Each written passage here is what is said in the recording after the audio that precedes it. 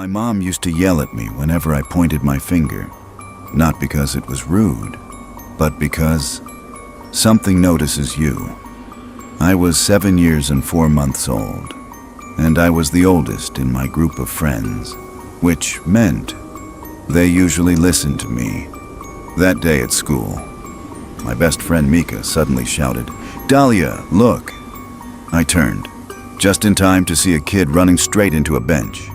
He hit it hard and fell. Mika pointed at him, laughing.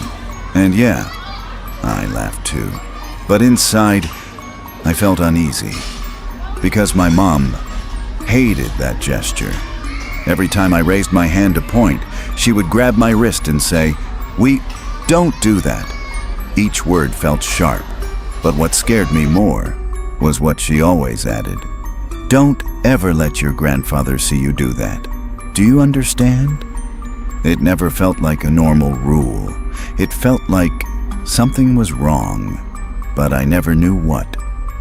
That Saturday, we were on our way to my grandparents' house. We stopped at a store. My mom got distracted, talking to someone, and I was alone. That's when I saw him. A man standing across the store. His back was turned to me, talking on the phone, his hand moving as he spoke. And suddenly, I had a thought. I'm going to point at him. Just this once. No one would stop me. I raised my hand and pointed. And in that exact moment, he stopped. Slowly, his head turned. Not his body, just his head. And he looked straight at me, his eyes wide, too wide. Then he smiled, but it wasn't human. The corners of his mouth stretched downward, further and further. I couldn't move. I couldn't even look away. The air turned cold. My heart was racing, and his head kept tilting until it was almost sideways. "Dahlia!" My mom grabbed my wrist. I looked back at the man.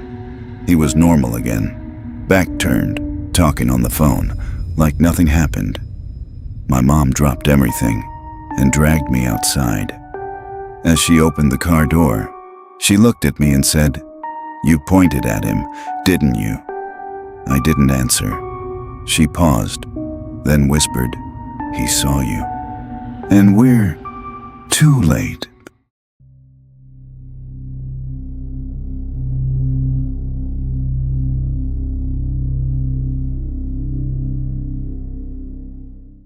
My son was screaming at 3 a.m., and when I looked at him, I saw something standing at the foot of his crib, staring at him.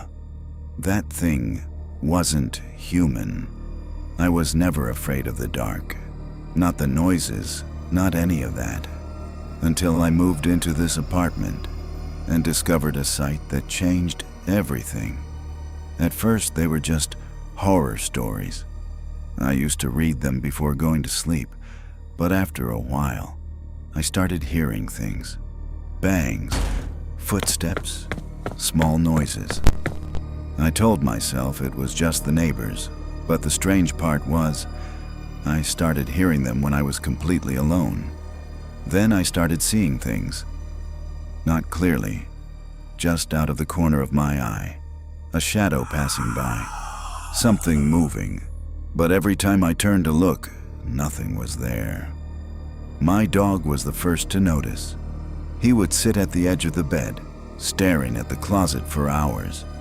At first, I laughed it off. Dogs do weird things, right? But then he started barking. Not normal barking. It sounded like he was ready to attack something.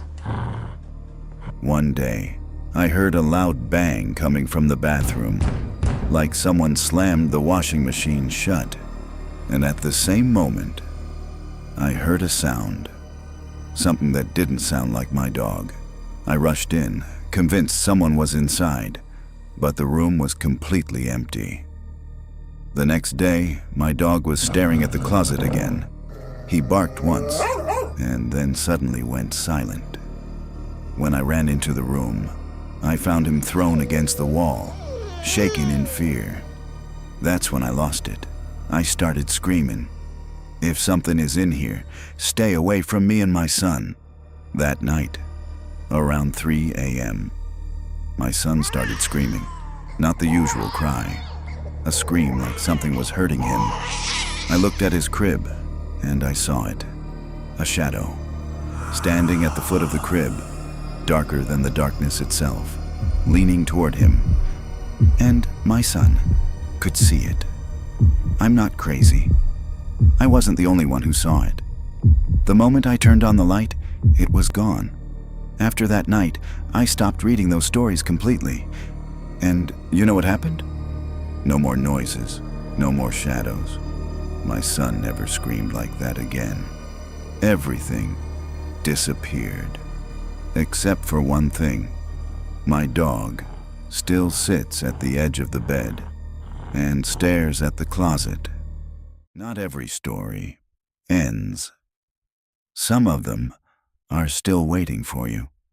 Turn off the lights and think carefully. Are you really alone?